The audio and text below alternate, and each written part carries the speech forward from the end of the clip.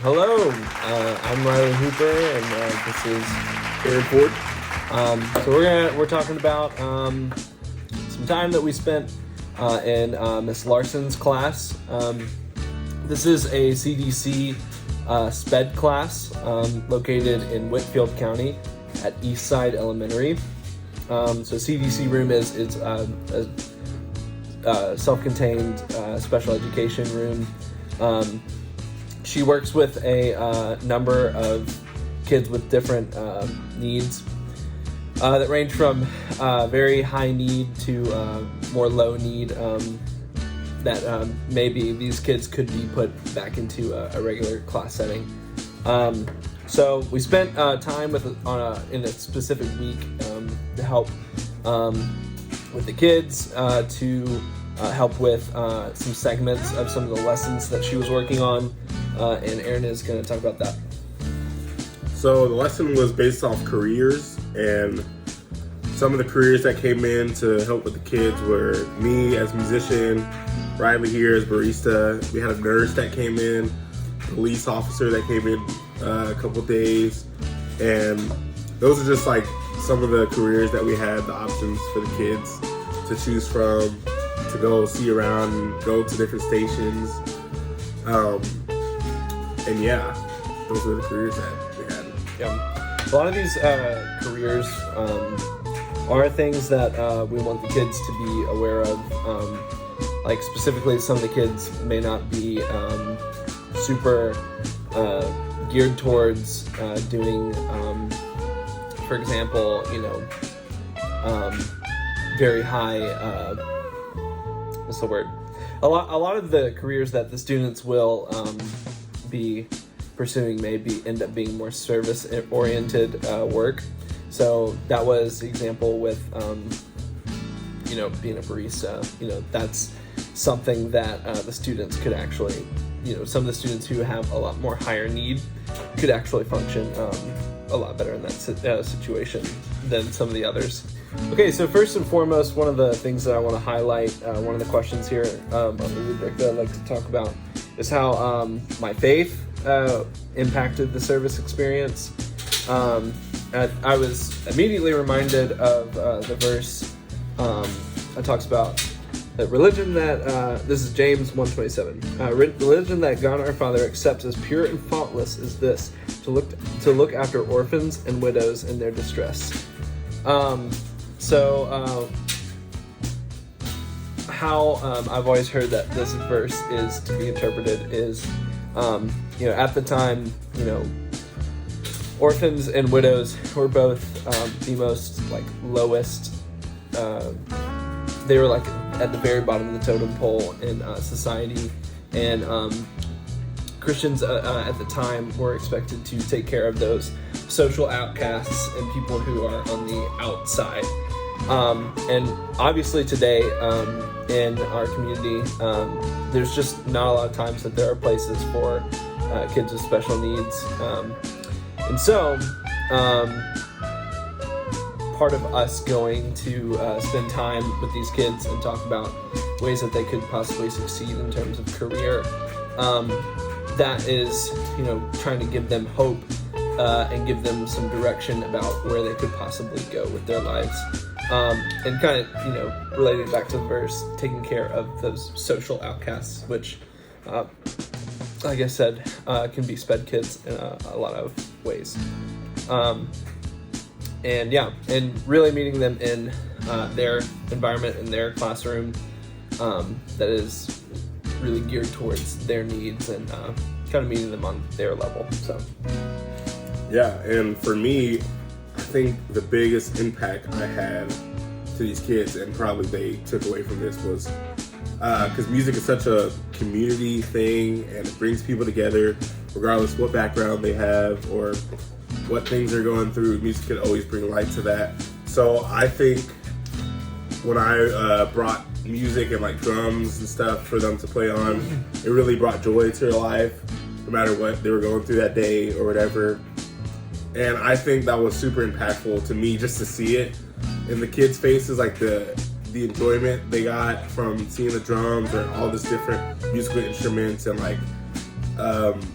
the light that was brought out. Some of the kids were really shy at first, and like once we started playing with the things, they got really into it. Your table was the loudest, like, of all the sessions. Yeah, exactly. Like they had so much fun. They were having so much fun. They were like, all the shy kids were finally coming out the shell, started playing the drums. That was super cool to see.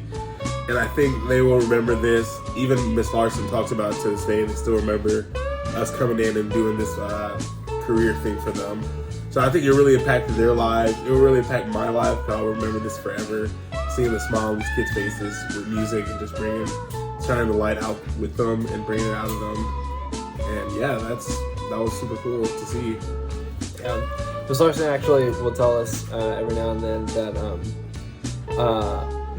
so for my station, I was a barista, which, I mean, at the time I worked in a coffee shop. I brought like some hot chocolate for them, and we just called it chocolate coffee. And the kids will just be like, Miss Larson, where's the chocolate coffee? Exactly. But yeah, they still talk about that every now and then. So another question I want to highlight is how this specific project kind of related to my major. So my major is music education, and going into a classroom is, very beneficial to, my major, especially going and really seeing the sped room, because a lot of times those kids can be, like, depending on the school and the program and how they treat those kids could possibly not be included in a lot of the music education that could happen in the class. So that's really important, and it was really good to spend time with Miss Larson and get strategies and really to kind of see how she works in the classroom. She's an amazing teacher, and she has a lot of improvement with these kids. And so I really firsthand got to see a lot of the strategies and ways that she works with these kids to give them success. And like I said, it's a part of my job that, for example, on my degree, I only have one class that is actually about SPED. So it's really helpful for me to be able to go and see an actual SPED classroom and see how a SPED teacher works. So, yeah. For one of the questions, it talks about like the strengths and gifts and how are they utilized. And I think my strength and gift was utilized in this scenario by because I'm a really good encourager. I can encourage people to achieve the best that they could possibly be. And I thought, or for this experience, I think helping the kids out, especially the shy kids that weren't really into it at first, and really encouraging them and hyping them up when they did something, and really brought their personalities out. And I think that was one gift that I knew I had, but it was brought out that day, and I was like, oh, I could really use this, and that's really good for my major and what I want to do with my life, which is music. And for music, I feel like encouraging people and always telling people they're doing good and stuff, that's a really collaborative and community experience. And for being a musician, I feel like that's really good to be that person to encourage people and just tell them they're doing good in what they're doing in their craft. Yeah. Okay, so the next question that I would like to highlight is what are some of the possible long-term effects of what we were able to accomplish?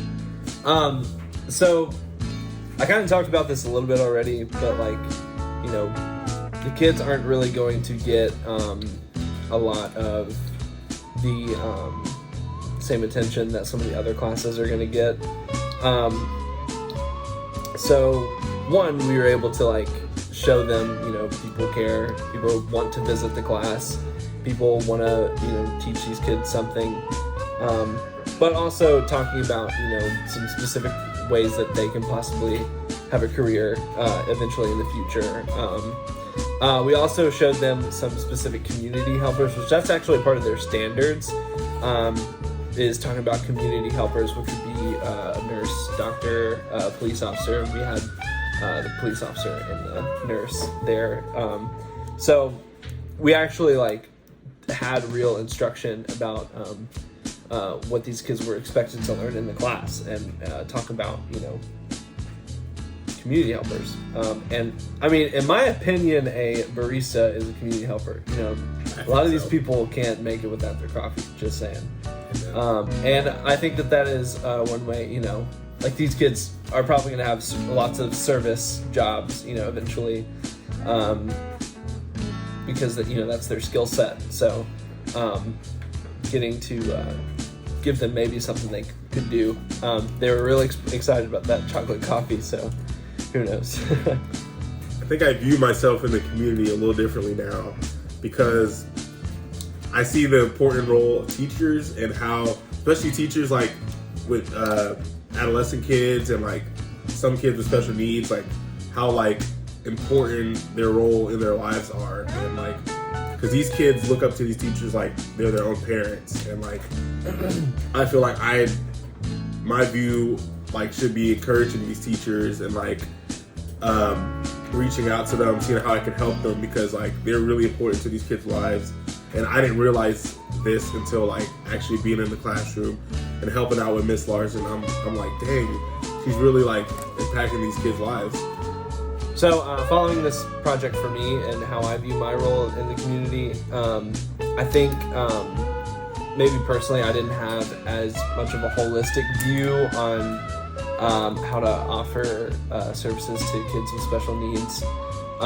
Miss Larson is a really great resource. She's a friend of ours, and she has really kind of broadened our horizons in terms of how we can view these kids and how we can help them. And I think from now on, like I am always going to be thinking about how significant teachers like Miss Larson and just the work that they are doing with kids with special needs, and it's crazy. And I think personally, I just want to be more of an advocate for that, and be someone who is not mindful about, or someone who is not mindful about. I don't want to be someone who doesn't understand these things to a good amount. Yeah, so that was a little bit about what we did in Miss Larson's class. Yeah, it was a great time. Yeah, had a lot of fun. It was a really great time. Would you want to go back? Bro, totally. Would you go back? Yeah, I totally would. Man. Dude, you should tell that story about the kid with the drumstick. Oh, yes. So we had these bongos on the table, right, for the kids to come up and play. And I had some sticks because I was like, I didn't want all of them to touch the bongos with their hands, germs, COVID, all that stuff. This was like pretty thick in COVID time. Yes. So I got sticks for them to beat the bongos with. And this one kid, he grabbed the stick and he was playing with the bongo, and then he picks the stick up like this, and then just pokes a hole in the bongo. And I was like, whoa, what do I do? And then I called Miss Larson over, and she saw the situation. These were just instruments right out of their music room too, so they're just a punctured bongo. Exactly. I was like, we didn't even tell the music teacher. It was like, but hey, they had fun. They had fun. For the kids. It was for the kids. For the kids. Some of the kids were non-verbal, meaning they didn't talk. This one kid in particular, his name was Mikey. He's if you saw pictures that we're gonna put in this, he was a kid. He has a shaved head and he's blonde, but he's non-verbal.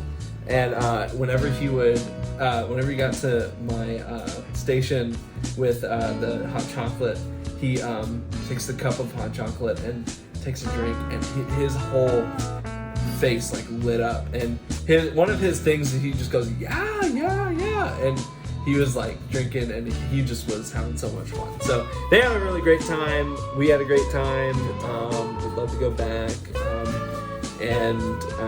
Miss Larson is one of our friends, so we're probably looking to, we might could go again whenever we're like out of school, because that's when we went. We went during Christmas break, so Good time.